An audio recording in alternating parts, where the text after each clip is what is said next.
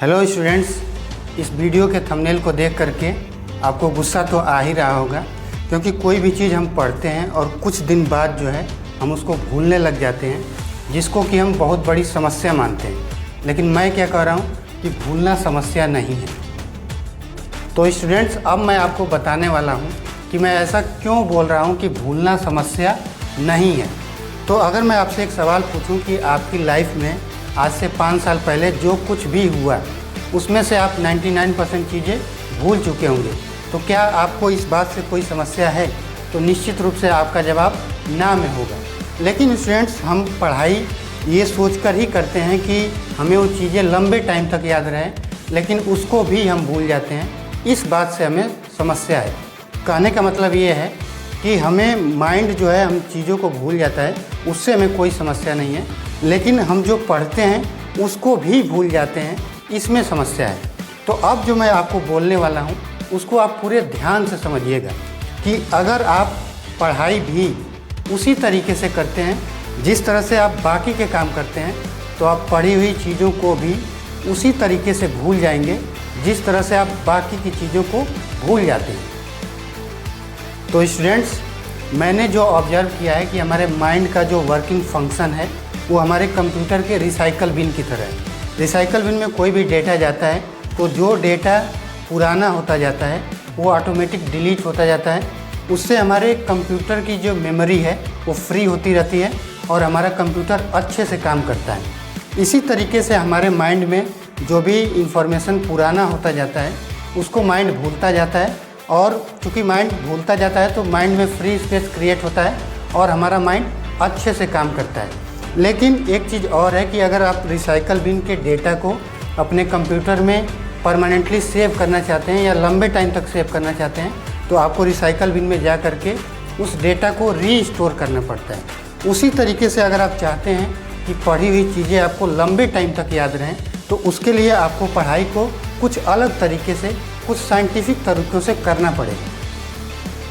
तो स्टूडेंट्स, पढ़ाई करने का जो साइंटिफिक तरीका है उसको मैं अपनी वीडियोज़ के थ्रू आने वाले टाइम में आपसे शेयर करता रहूँगा।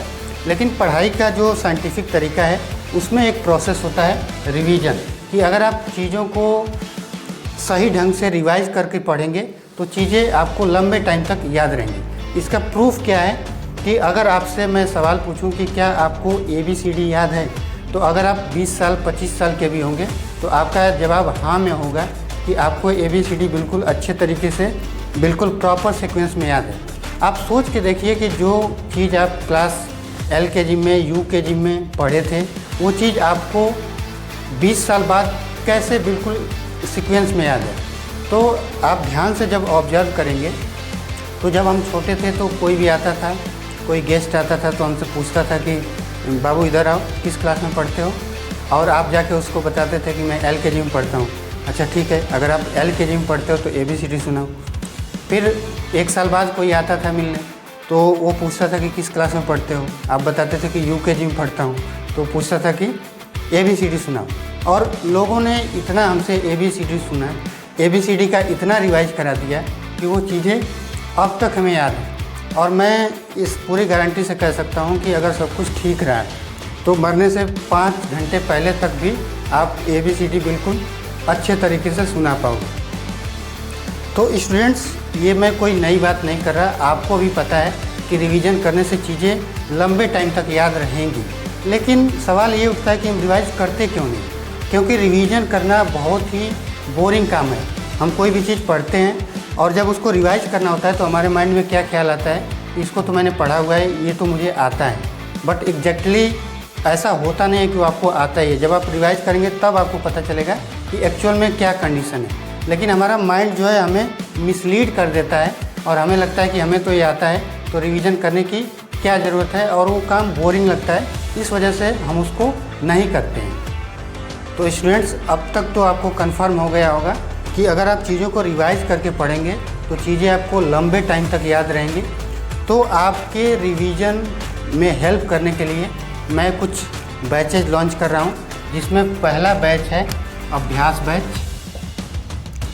पहला बैच है अभ्यास बैच। इस बैच के अंदर मैं क्लास 11, और क्लास 12 का जो फिजिक्स है उसको 1 साल के अंदर अंदर रिवाइज कराने वाला हूँ। उसके साथ ही साथ मैं एक बैच स्टार्ट कर रहा हूँ मैथ फाउंडेशन बैच के नाम से। मैथ फाउंडेशन बैच के नाम से जो है एक दूसरा बैच स्टार्ट कर रहा हूँ। इस बैच में क्या होने वाला है कि जो भी स्टूडेंट क्लास 6, 7, 8, 9, 10 या उससे ऊपर की क्लासेस में पढ़ रहे हैं और उनको मैथ के कॉन्सेप्ट्स भूलते जा रहे हैं, तो उन स्टूडेंट्स को कम से कम क्लास 6, क्लास 7 और क्लास 8 का मैथ 1 साल के अंदर प्रॉपर तरीके से प्रैक्टिस और रिवाइज कराया जाएगा।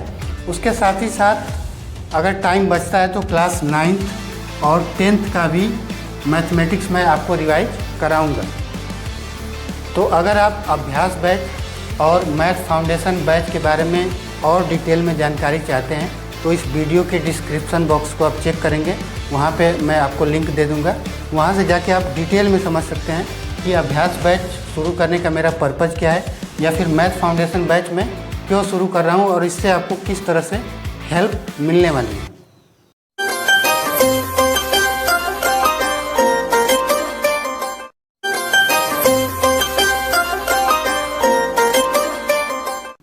सब्सक्राइब करने के लिए भी आपको कहना पड़ेगा क्या?